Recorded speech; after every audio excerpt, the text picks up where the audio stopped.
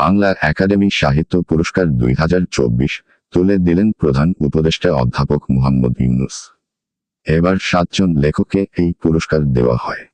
রবিবার 1 ফেব্রুয়ারি 2024 বিকালে অমর 21 বইমেলা 2025 এর উদ্বোধন অনুষ্ঠানে বিজয়ীদের হাতে এই পুরস্কার তুলে দেন তিনি। এ ঘটনায় প্রধান উপদেষ্টা অধ্যাপক ইউনূসকে ধন্যবাদ জানিয়ে গ্রিন পার্টির চেয়ারম্যান রাজু আহমেদ খান বলেন, প্রধান উপদেষ্টাকে অনেক অনেক ধন্যবাদ, শুভেচ্ছা, অভিনন্দন। বিশেষ করে এই বাংলা একাডেমি পুরস্কার প্রদানের জন্য যারা যারা যোগ্যতা অর্জন করেছেন সাহিত্যের বিভিন্ন অনুষদে তাদেরকে পুরস্কার দেওয়া হয়েছে। তবে সেক্ষেত্রে একটি বিষয় আমাকে না বললেই নয় যে এদের মধ্যে অনেকেরই অনেক বিষয়ের উপরে যতটুকু দখল সেইটার উপরে বিচার বিবেচনা করে পুরস্কার দেওয়া হয়েছে। সেক্ষেত্রে সলিমুল্লাহ খানের বিচারের সাহিত্যের অনুষদে তাকে যে বিচার করা হয়েছে ঠিক আমার কাছে পারফেক্ট মনে হয়েছে এবং তাকে পুরস্কৃত করা হয়েছে এবং মনোনীত করা হয়েছে।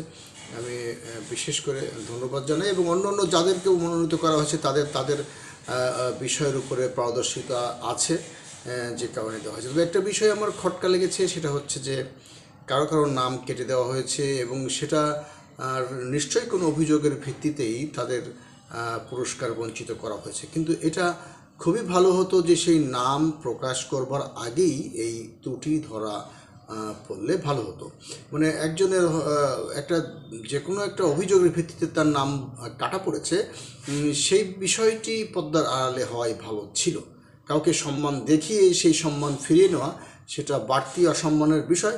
যদিও আমি বরাবরই বলছি যে আমি একমত যদি কারোর বিরুদ্ধে কোনো অভিযোগ থেকে থাকে তাকে পুরস্কার না দেওয়ার পক্ষে, কিন্তু আদূর ভবিষ্যতে যেন এমন না হয় রাষ্ট্রের তরফ থেকে কারো নাম প্রকাশের পরে কেটে দেওয়া হয়।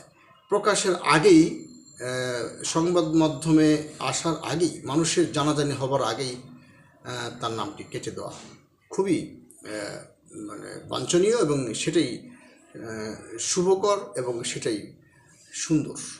ধন্যবাদ সবাইকে। গ্রিন পার্টির পক্ষ থেকে অনেক অনেক আন্তরিক শুভেচ্ছা প্রধান উপদেষ্টা এবং সে সাথে অন্যান্য যারা সংশ্লিষ্ট আছেন। পুরস্কারপ্রাপ্তরা হলেন মাসুদ খান কবিতা, শুভাশিস সিনহা নাটক ও নাট্য সাহিত্য, সলিমুল্লাহ খান প্রবন্ধ গদ্য, GH হাবিব অনুবাদ, মোহাম্মদ শাহজাহান মিয়া গবেষণা, রেজাউর রহমান বিজ্ঞান, সৈয়দ জামিল আহমেদ ফোকলোর। বাংলা একাডেমি সাহিত্য পুরস্কার 2024 ঘোষণা করা হয় 23 জানুয়ারি।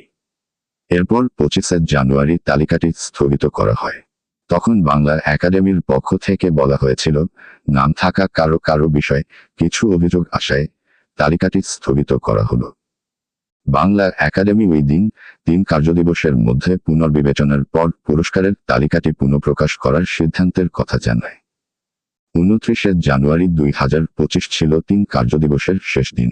সময়সীমা পেরিয়ে যাওয়ার পর বুধবার রাতে মোহাম্মদ হান্নান, ফারুক নওয়াজ ও সেলিম মোর্শেদের নাম বাদ দেওয়ার কথা জানানো হয়। মোহাম্মদ হান্নানকে মুক্তিযুদ্ধ ও ফারুক নওয়াজকে শিশু সাহিত্যে পুরস্কারের জন্য মনোনীত করা হয়েছিল। আর কথা সাহিত্যিক সেলিম মোর্শেদ পুরস্কারের জন্য মনোনীতদের তালিকা স্থগিতের পর 27 জানুয়ারি 2025 বাংলা একাডেমি পুরস্কার প্রত্যাখ্যানের ঘোষণা দেন। তাকে কথা সাহিত্যে পুরস্কারের জন্য মনোনীত করা হয়েছিল।